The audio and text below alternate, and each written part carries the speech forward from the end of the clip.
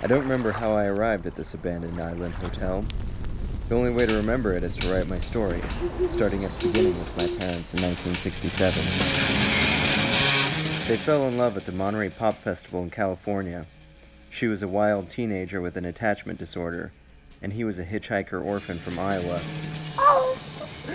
When a bad trip landed my dad in the arms of an evangelical minister, he was converted and became a leader of the Jesus Freak movement.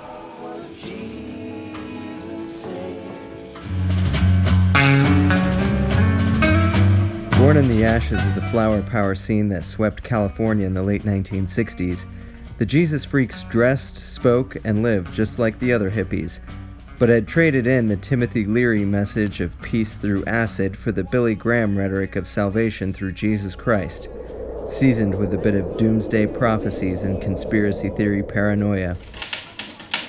This soon swept the nation, creating an industry of Christian rock bands that saw the conversion of Bob Dylan.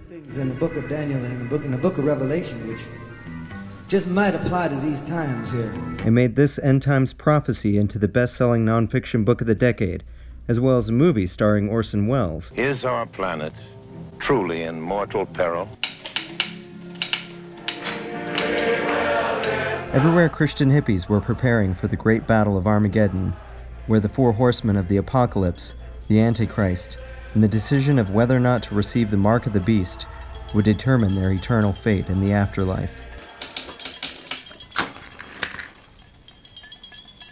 By the time I was born into this apocalyptic nightmare, my mother had sunk into a deep depression, and my father's schizophrenia had become fused with the mad rhetoric of these doomsday prophets. In 1982, he moved our family to an isolated farm in rural Iowa, where we would wait out the wars, famine, and pestilence of the coming tribulation.